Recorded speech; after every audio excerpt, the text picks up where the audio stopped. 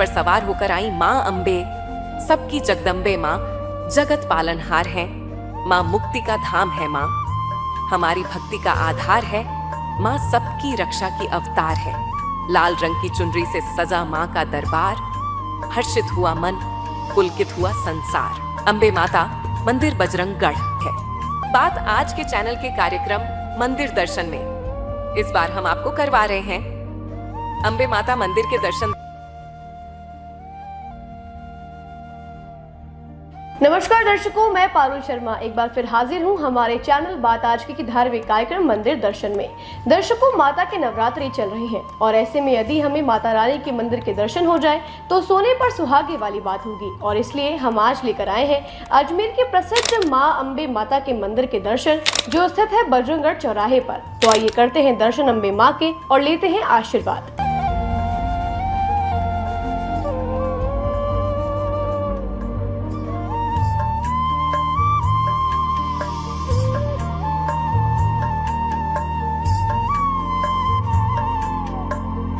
दर्शकों, चूंकि नवरात्रि चल रहे हैं तो हम सभी जानते हैं माताओं के 9 रूपों के बारे में, लेकिन एक बार फिर सभी 9 माताओं का नाम याद करके उनके दर्शन करके पुण्य लाभ प्राप्त करते हैं।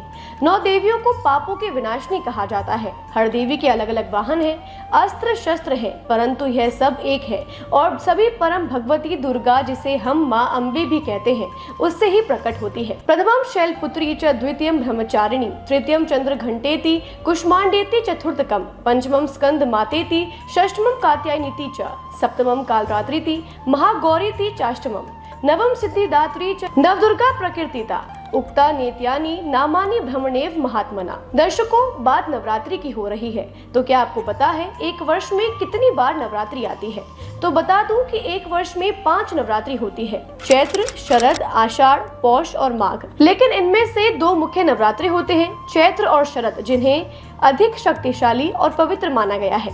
जैसे चैत्र नवरात्र के बाद रामनवमी आती है, वैसे ही शरद नवरात्रि के बाद दशहरा या विजयदशमी आती है। सवाल ये भी उठता है कि नवरात्रि हम क्यों मनाते हैं? तो दर्शकों, नवरात्रि बुराई पर अच्छाई की जीत का उत्सव है। यहाँ एक किंवदंती आपको बताना जरूरी है।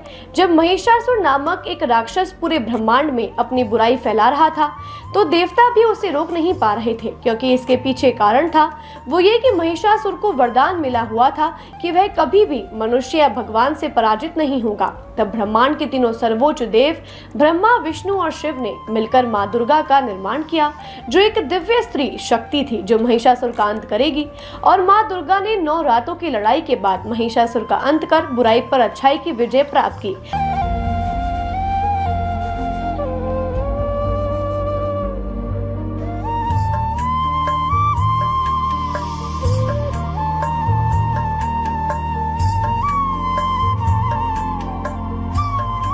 बस तब से ही नवरात्रि मनाई जाने लगी। हिंदू सनातन धर्म में माता रानी का देवियों में सर्वोच्च स्थान है, जिन्हें हम अम्बे, जगदम्बे, शेरावाली, पहाड़ा वाली के नाम से पुकारते हैं। संपूर्ण भारत भूमि पर उनके सैकड़ों मंदिर स्थापित हैं। माता रानी के बारे में संपूर्ण जानकारी रखने वाला ही उनका सच्चा भक्त होता है। और इसलिए आज जिन अम्बे माता के दर्शन हम करने जा रहे हैं, उन अम्बे माँ के बारे में कुछ आधारभूत जानकारी जानना जरूरी है। सरस्वती, लक्ष्मी और पार्वती ये त्रिदेव की पत्नियां हैं। इनकी कथाओं के बारे में पुराणों में कई किस्से मिलते हैं, लेकिन अम्बे, जगदम्बे और सर्वेश्वरी आदि के क्या रहस्य हैं? देवी अंबिका, जिन्हें दुर्गा के नाम से या माँ अम्बे के नाम से जाना जाता है, उन देवियों में से एक है जिन्हें हम भारत में कई धर्मों में पूजा जाता है, स्वीकार किया जाता है। पश्चिम बंगाल में अम्बा माता को दुर्गा माँ के रूप में मनाया जाता है, अर्थात अम्बे माता और दुर्गा माता को एक ही देवी के रूप में जाना जाता है।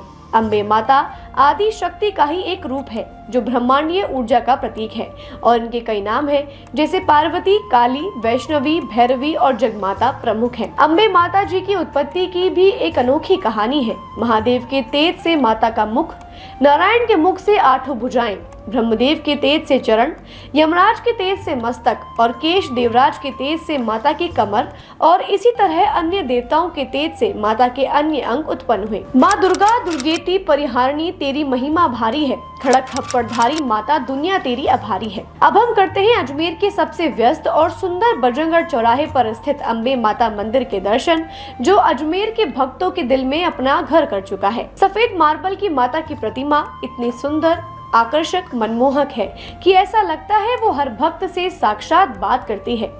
माता के चेहरे की मुस्कुराहट देखकर ही भक्त की आधी समस्याएं दूर हो जाती हैं।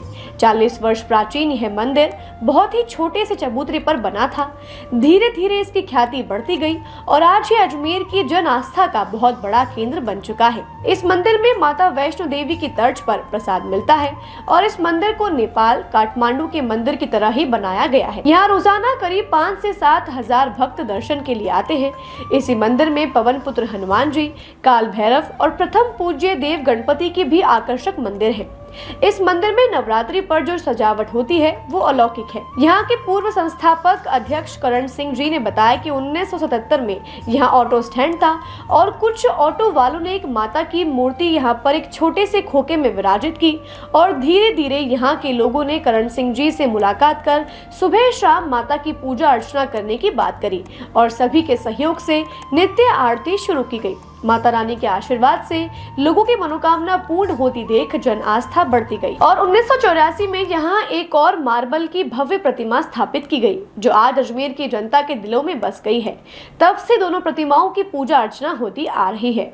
धीरे धीरे यह मंदिर का काम बढ़ता गया और उसे देखते ही देखते जय अम्बे युवा ट्रस्ट की स्थापना की गई और शहर के जाने माने वकील और राजनेता राजेश टंडन को इस ट्रस्ट का संरक्षक और अध्यक्ष बनाया गया और सचिव पद पर संदीप गौड़ के साथ साथ अन्य पदाधिकारी मंदिर की देखभाल और सेवा कर रहे हैं और माता की असीम कृपा से आज यहाँ नवरात्रि पर लाखों लोग दर्शन कर पुण्य लाभ कमा रहे हैं। यहाँ के भक्तों की श्रद्धा इतनी अधिक है कि बहुत से भक्त यहाँ जो सालों से नित्य सुबह शाम दर्शन को आते हैं। धीरे धीरे मंदिर का विकास होता गया और फिर यहाँ गणपति, काल भैरव और हनुमान जी की अलौकिक मूर्तियां स्थापित की गई। मंदिर के वर्तमान अध्यक्ष राजेश टंडन जी ने बताया कि मंदिर की तरफ से नवरात्रि पर भव्य भजन संध्या के आयोजन होते हैं। मंदिर के ट्रस्ट की तरफ से 2 शव वाहन निःशुल्क जनता की सेवा के लिए उपलब्ध कराए गए हैं और भी बहुत से सेवा कार्य मंदिर द्वारा किए जाते हैं। आइए जानते हैं राजेश टंडन जी से मंदिर के बारे में विस्तार से। जय माता दी। आज से 42 वर्ष पूर्व इस मंदिर की स्थापना हुई थी और इस मंदिर की स्थापना मध्यम वर्गीय परिवारों के लिए ये स्थान उपयुक्त था, अस्पताल के पास था और आवासीय कॉलोनियों के बीच में मंदिर में था। ये मंदिर अपने गरिमा और अपने महत्व के लिए अजमेर क्या राजस्थान में प्रसिद्ध हो गया। अम्बे माता रानी का ऐसा प्रसाद हुआ, ऐसा यहाँ पर अवतार हुआ कि उसके बाद सभी की मनोकामनाएं पूर्ण होती हैं। हमने जब इस मंदिर का हमारे सहयोगियों ने हमने सबने मिलकर के स्थापना की थी तो यही सोच करके की थी कि आम आदमी का यहाँ पर आमद हो, उसकी मनोकामना पूर्ण हो। यहाँ पे मंदिर में किसी प्रकार का अंधविश्वास, किसी प्रकार का झगड़ा फूका और कोई प्रकार का शराब, मीट, मांस, कोई मतलब हम यहाँ पर किसी को सिगरेट, शराब, पान, बीड़ी, जर्दा भी नहीं खाने देते और न ही हम मंदिर कमेटी के लोग खाते हैं। इसके पश्चात क्या हुआ कि अभी हमने एक बड़े संकल्प के साथ एक आचार संहिता बनाई जिसमें ये जीन्स के फटे हुए कपड़ों की जीन्स पहनने का और सिर ढक के आने का और बरमूडा पहनने का, ये सब जो लोगों ने हमें इतना सहयोग किया कि हमारी इस बात को हिंदुस्तान के मंदिरों ने माना कि मंदिर के जो हमने एक आचार संहिता में लिखा कि हाथ धो के आइए, किसी प्रकार का नशा जर्दा नहीं करेंगे। हम उसको अपने हाथ से वो अगरबत्ती करें, अपनी अरदास मांगे और कोई भी जाति धर्म किसी भी आदमी को यहाँ पे कोई रोक टोक नहीं है। हम सब मिलकर कार्यकारिणी के सदस्य इतनी मेहनत के साथ इस मंदिर के 9 दिन सेवा करते हैं, चैत्र के नवरात्रों में और उसके बाद बड़े नवरात्रों में। ये बड़ी एक प्रसन्नता का विषय है, इसमें अहंकार का भाव नहीं है कि ये मंदिर राजस्थान का एक मंदिर है जो 24 घंटे 9 दिन नवरात्रों में खुला रहता है। यहाँ पर जोत जलती रहती है और कभी भी कोई दर्शन, माता की जो पोशाक है, जो माता जी को पोशाक पहनाई जाती है, वो लॉटरी से हम सबसे आमंत्रित कर लेते हैं। हजारों की संख्या में लोग उसमें निवेदन करते हैं। उसके बाद किसी बच्चे से लॉटरी खुलवा देते हैं और लॉटरी निकल के जिसकी पोशाक आती है वो चढ़ाई जाती है और चढ़ा करके हम जो है उसको पोशाक को उसी आदमी को जिसकी पोशाक निकली है उसको दे देते हैं। इसी प्रकार हम चूरू से और दुनिया भर से अलग अलग जगहों से ये डोरे बंधवाते हैं, लच्छे बंधवाते हैं, जो हजारों की संख्या में यहाँ पे लच्छे बनते हैं। आप देख रहे होंगे आपके पीछे किस तरह लोग अपने बीते साल के लच्छों को काटते हैं और नए लच्छे बांधते हैं, नई अरदासें करते हैं, नई मनोकामनाएं की पूर्ति करते हैं। रोज कोई ना कोई अपनी भावना के अनुरूप प्रसाद चढ़ाता है, अपनी भावना के अनुरूप प्रसाद को वितरित करता है। प्रसाद वितरण का अलग जगह बनी हुई है। सारा मंदिर टीवी से जुड़ा हुआ है। इसी प्रकार अष्टमी पर आज तक का ये मतलब हमारा संकल्प है कि अष्टमी पर देश के ख्याति नाम कोई भी जो लोक गायक हैं और जो भजन गायक हैं उनको हम बड़े से बड़े, यहाँ पर हिंदुस्तान का हर बड़ा गायक जो है भजन गायक वो यहाँ आकर के अपना भजन की प्रस्तुति कर चुका है और उसमें हम बड़ी अच्छी व्यवस्था करते हैं। व्यवस्था करने के पश्चात आप उसमें देखिए महिलाओं की अलग विंग होती है और पुरुषों की अलग विंग होती है। उसके पश्चात नवमी पर कन्या पूजन होता है। कन्या पूजन के बाद आप ये मनोस्थिति बनती है कि कन्या पूजन के बाद प्रसादी शुरू होती है जो रात को 1 बजे तक चलती है। ऐसी प्रसादी अजमेर तो क्या राजस्थान में किसी मंदिर में नहीं होती। आप कोई भी किसी का कोई ये नहीं कहता कि आप कोई दान देके जाओ, ना हम कोई रसीद कटवाते हैं ना कोई और काम करते हैं। हमने जनहित के कार्यों को सर्वप्रथम रखा है। आपको आश्चर्य होगा कि हमारी जो आरओ प्लांट है वो इतना बड़ा आरओ प्लांट है कि सारे क्षेत्र के अंदर जो है पानी की हम सप्लाई करते हैं। शुद्ध पानी अस्पताल के हर मरीज को, डॉक्टर को यहाँ से ले जाते हैं। उसके पश्चात आप देखिए हमारे पास 2 शव वाहन है जो निःशुल्क हैं और वो कोई भी किसी के भी कोई अजमेर नगर परिषद सीमा में, नगर निगम सीमा में है तो वो गाड़ियों से जाते हैं। हमारे पास 2 जो है डीप फ्रीजर हैं। उन डीप फ्रीजरों में किसी को भी लाश रखनी हो तो वो निःशुल्क रखी जाती है। इसी प्रकार पहले जब सरकार दवाइयाँ नहीं देती थी, अब तो सारी दवाइयाँ फ्री है। हम दवाइयाँ मरीजों को, इसके पश्चात आप देखिए कि हम जनसंपर्क के द्वारा ये पता करते हैं कि किस स्कूल में क्या काम है, बच्चों के लिए उनकी ड्रेसें, उनकी क्या, उनके गर्म कपड़े, उनके जूते मोजे, उनको सब उपलब्ध कराते हैं।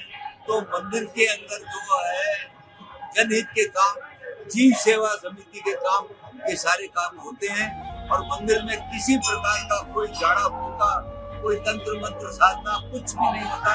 ये आम गृहस्थियों का, आम लोगों का एक मंदिर है जिसमें लोग बड़ी श्रद्धा भाव से आते हैं और श्रद्धा के अनुरूप आकर के अपने जो इच्छा से अरदास करते हैं और लोगों की अरदासें पूरी होती हैं। किसी प्रकार का कोई टिकट, कोई चिंता। अभी हमने 1.5 करोड़ की एक भवन लिया है, उसमें हम जो एक धर्मशाला बना रहे हैं, वो धर्मशाला का हमारा प्रोसेस में है, उसके हम बना रहे हैं। अस्पताल के बाहर नगीनाबाग में एक मकान लिया है, उसमें जो है धर्मशाला में जो भी इंडोर पेशेंट होंगे उनके जो उनके परिवारजन है, उनके अटेंडेंट है, उनको रहने के लिए निःशुल्क कमरा होगा। ये हमारी कमेटी की जो रोज के निर्णय हैं वो हम आपके लिए